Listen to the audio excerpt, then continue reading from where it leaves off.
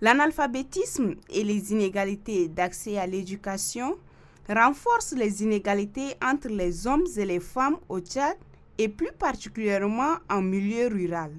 En matière de professionnalisation de l'agriculture, les femmes ont moins accès à des postes de responsabilité dans les organisations paysannes. Elles ont plus de difficultés à se former et à restituer les formations à leurs pairs, freinant ainsi leur capacité de mobilisation et d'animation. Le projet ALFOP, entendu par alphabétisation fonctionnelle des femmes membres des organisations paysannes du Tchad, est un projet financé par l'AFD pour une durée de 4 ans. Ce projet a 4 partenaires opérationnels.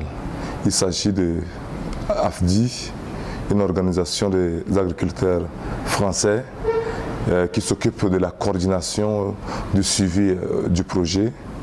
Il s'agit d'Aster International, une plateforme des experts en genre qui s'occupe de tout ce qui est transversal genre dans le projet. Nous avons Lead Tchad, une ONG nationale qui a l'expertise dans le domaine d'alphabétisation et qui s'occupe de tout ce qui est technique, formation, suivi des centres.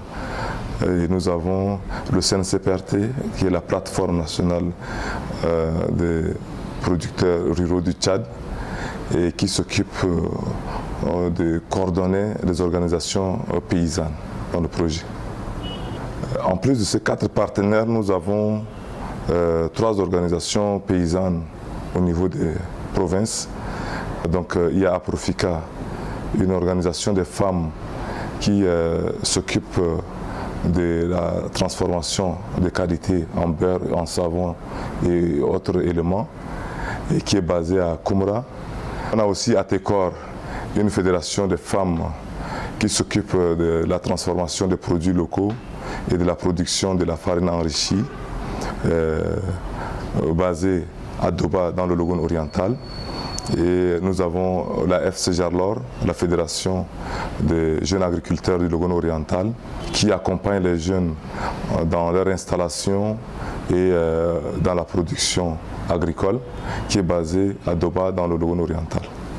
En s'appuyant sur les OP régionales, l'alphabétisation fonctionnelle tournée vers l'agriculture proposée par le projet va permettre aux 2100 bénéficiaires de changer via des formations agricoles et du conseil à l'exploitation familiale.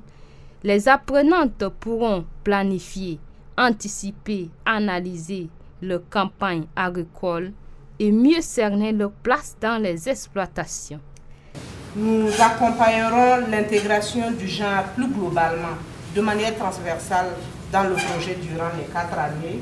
Nous allons accompagner également les actions de sensibilisation que l'ID, mais les OP vont engager sur le terrain.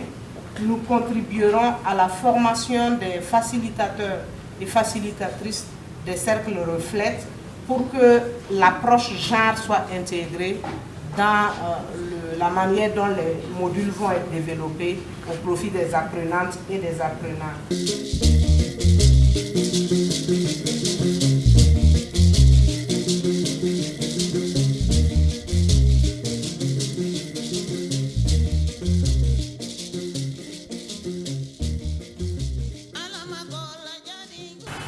AFDI a mis en place le conseil à l'exploitation familiale à travers des outils préparés, et AFDI assure aussi l'animation de ces formations.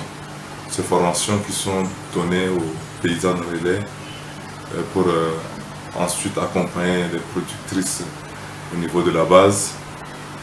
Ces formations sont également données aux facilitateurs qui arrivaient dans les centres d'alphabétisation, animent le CEF aux apprenantes qui s'engagent à les utiliser pour assurer la bonne gestion de leur récolte, la bonne gestion de leur trésorerie, de leurs finances.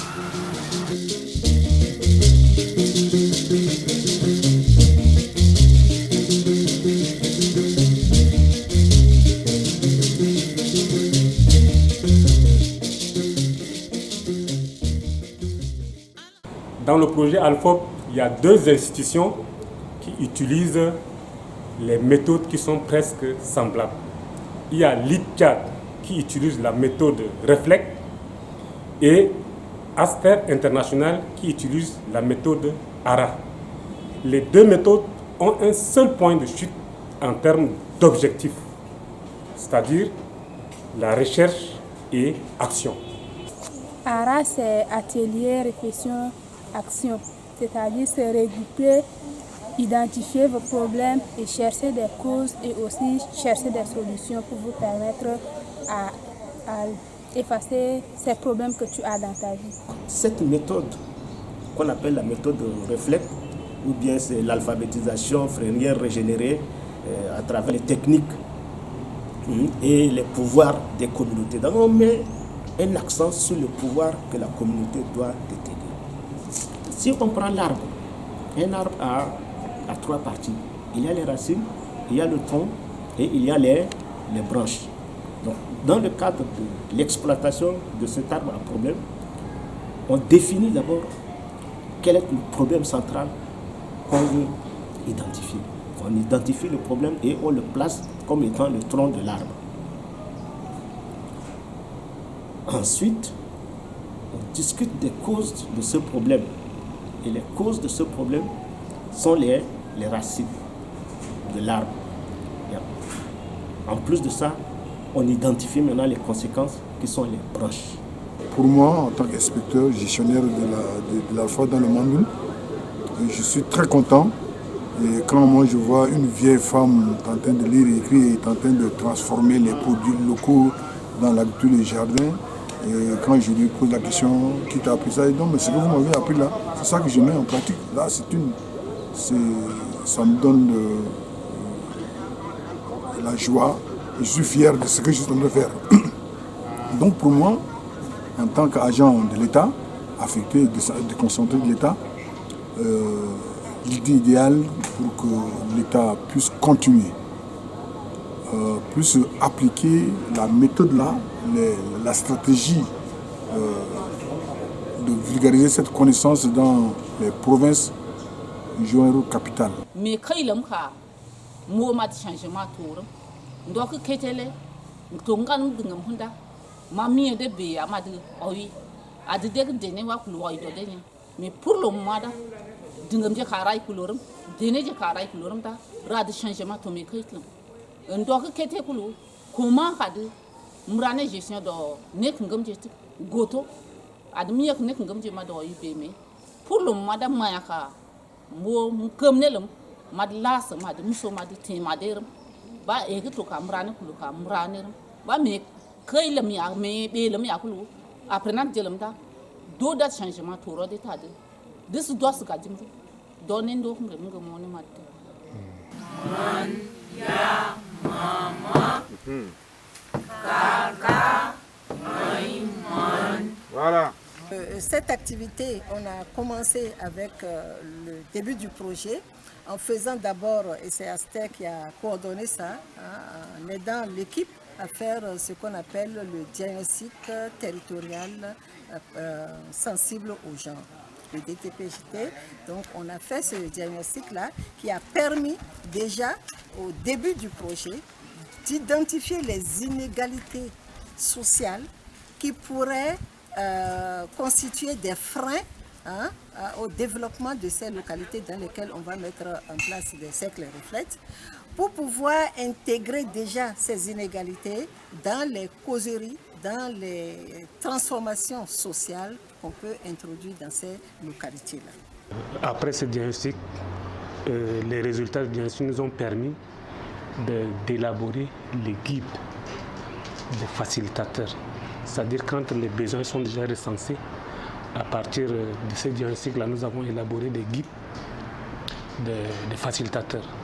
Après l'élaboration du guide, nous nous sommes retrouvés avec tous les acteurs de mise en œuvre, c'est-à-dire l'IT a organisé un atelier pour valider le contenu de ces guides-là.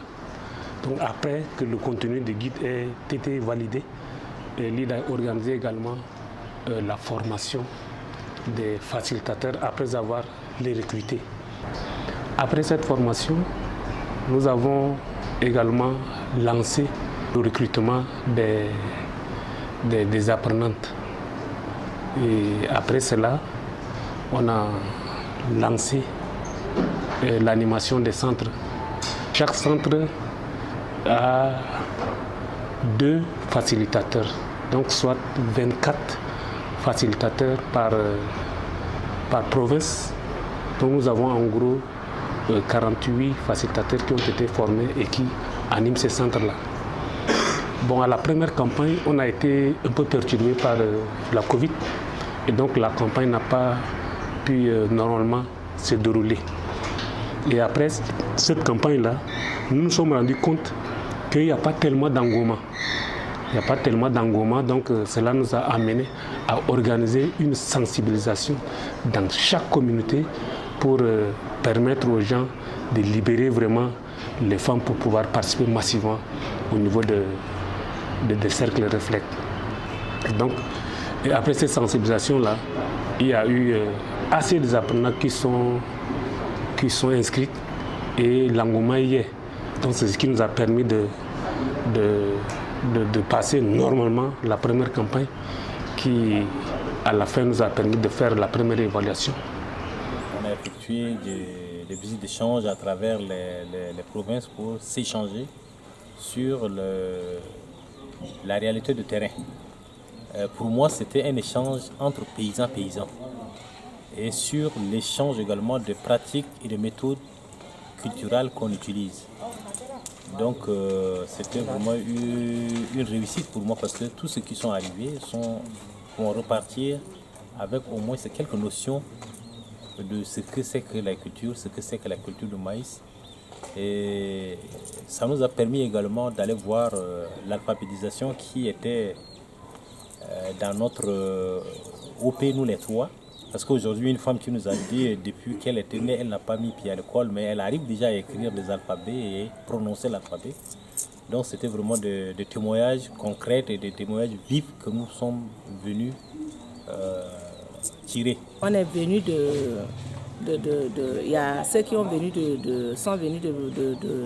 du Mandoul. Nous qui sommes ici dans le Logone oriental, mais on était 3 OP à se retrouver. On est allé à Bébidja visiter le champ de nos confrères FC Jalor. Mais vraiment, c'est ça qu'on appelle l'agriculture. Et ce qu'ils ont fait nous a impressionnés. Et nous voulons emboîter leur pas, une fois déjà arrivés chez nous, essayer de faire comme eux ils ont fait. Une stratégie genre transversale, l'action propose ainsi d'allier 3 secteurs complémentaires et qui ont des objectifs communs, l'éducation non formelle, l'agriculture et l'égalité entre les femmes et les hommes. Les êtres humains naissent de sexe féminin ou masculin et apprennent à devenir femmes et des hommes. Mais dans toutes les cultures, le genre détermine les pouvoirs et les ressources dont disposent les femmes et les hommes.